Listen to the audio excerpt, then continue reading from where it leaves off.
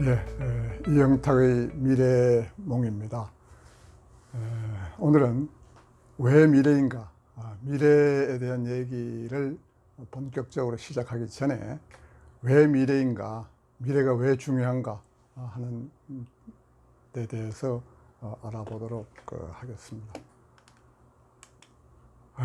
우리가 살아가면서 저는 이렇게 얘기를 합니다. 인생 학교에 다니는 학생들이다. 우리 모두가 태어나면서 인생 학교에 들어와서 인생 공부를 하다가 인생을 마치는 그런 학생들이다. 이렇게 제가 얘기를 하는데 그 과정을 이렇게 요약을 해보면, 정리를 해보면 이렇게 되는 것 같습니다. 첫째, 평생을 인생 공부를 하는데도 결국 인생이 뭔지 모르고 죽는 경우가 참 많은 것 같습니다.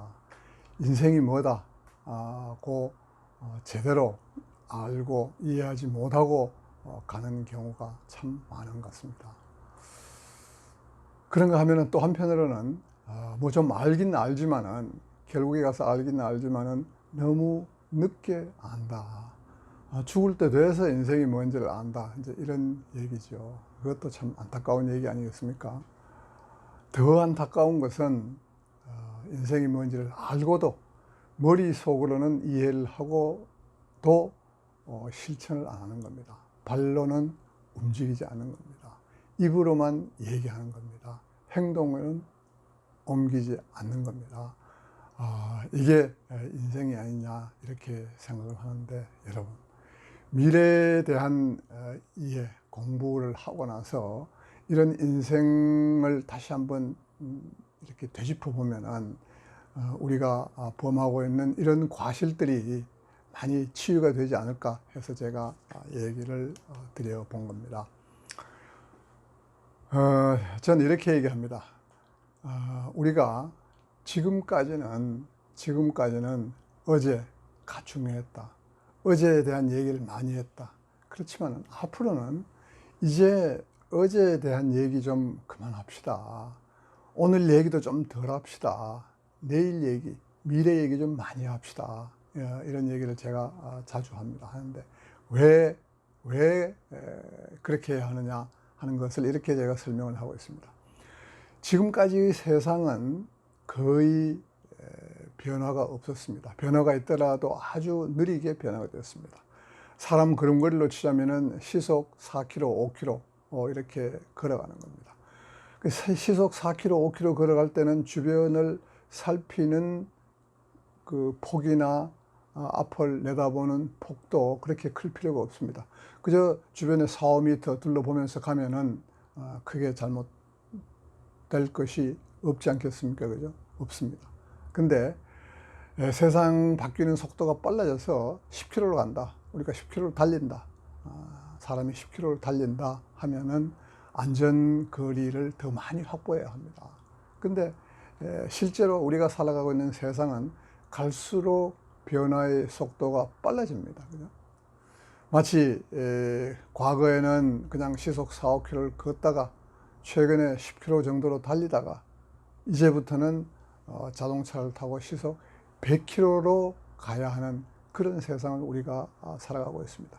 그러다 보니 어떻겠습니까? 100km의 속도로 달리는데 안전거리를 5m, 10m 이래가지고는 안 될 거 아니겠습니까? 더 멀리 내다보고 더 주변을 넓게 봐야 하는 겁니다. 안전거리를 대폭 늘려야 합니다. 그러다 보면은 결국 미래 공부가 필요한 거죠. 미래를 보지 않고 그냥 이렇게 살아가는 것은 어둠 속에서 방향 감각 없이 살아가는 것 같다. 이런 얘기까지 하지 않습니까? 그죠? 그래서 미래 공부가 필요하다. 이런 얘기를 하는 겁니다. 미래 하면은 제일 먼저 떠오르는 말이 미래 창조입니다. 그래서 이렇게 얘기를 합니다. 미래는 예측하는 것이 아니라 창조하는 것이다. 미래는 우리가 만들어가는 것이다. 그냥 앞으로 세상이 이렇게 되려니 하고 그림을 그리는 데 그치는 것이 아니라 내가 생각하는 바람직한 미래를 내가 만들어가는 거예요. 그죠? 그래서 내가 어떻게 만들어 가느냐에 따라 가지고 얼마든지 다른 미래를 창조해낼 수 있습니다. 미래는 내가 하기 나름이다.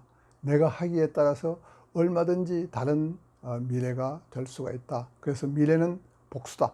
미래는 단 하나가 아니라 여러 가지의 모습으로 나타날 수 있다. 그것은 내가 하기 나름이다.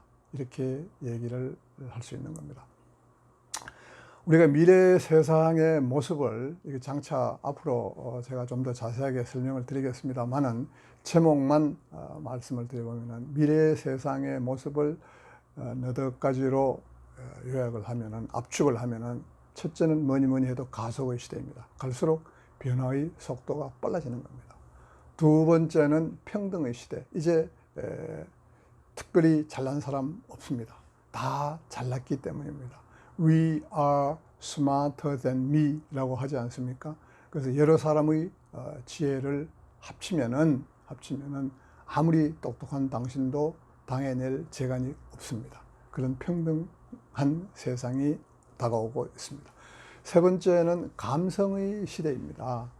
지금까지는 이성, 지성 이런 쪽이 중요한 더 주도적인 변수였다면 앞으로는 그런 좌뇌적인 성향도 물론 중요하지만은 감성, 운회적인 이런 성향이 더 어쩌면 필요할지도 모르는 세상입니다. 세 번째는 협업의 시대입니다. 이제 혼자서 무슨 일을 하려고 하지 마십시오. 주변에 있는 여러 사람과 함께 힘을 모으시기 바랍니다. 그리고 상대방을 존중하면서 일을 해야만 되는 시대입니다. 생산자는 소비자를, 그죠? 공급자는 수요자를 누구든지 상대방의 입장을 먼저 생각해서 You first 정신을 10분 발휘하면서 살아가야만 하겠습니다. 마지막으로 공유의 시대를 얘기하고 싶습니다. 이제는 소유가 중요한 것이 아니라 이용하고 공유하고, 요즘 우버나 에어비앤비 같은 것이 이렇게 갑자기 정말 단기간 내에 우리 세상을 지배하고 있지 않습니까? 이 공유의 시대에서만 우리가 볼 수 있는 이런 현상으로 생각을 합니다. 이런 가속의 시대, 평등의 시대, 감성의 시대, 협업의 시대, 그리고 공유의 시대, 이거에 대해서는 앞으로 하나하나 좀 더 자세하게 여러분과 얘기를 할 기회가 있을 것입니다. 제가 이렇게 미래가 중요하다, 미래 얘기를 자꾸 이렇게 강조를 하다가 보면은 어떤 사람들은 이렇게 얘기를 합니다. 야, 미래 중요한 거 알겠다. 근데 미래도 중요하지만은 과거도 그래도 고전, 인문학 이거 중요하지 않느냐. 그걸 알아야 그 토대 위에서 미래를 만들든지 뭘 하든지 이렇게 할 수 있을 것 아니냐. 이렇게 얘기하는 분이 있습니다. 그 맞는 얘기입니다. 과거도 그런 면에서 중요하고 고전, 인문학 중요하지요. 우리가 공부해야지요.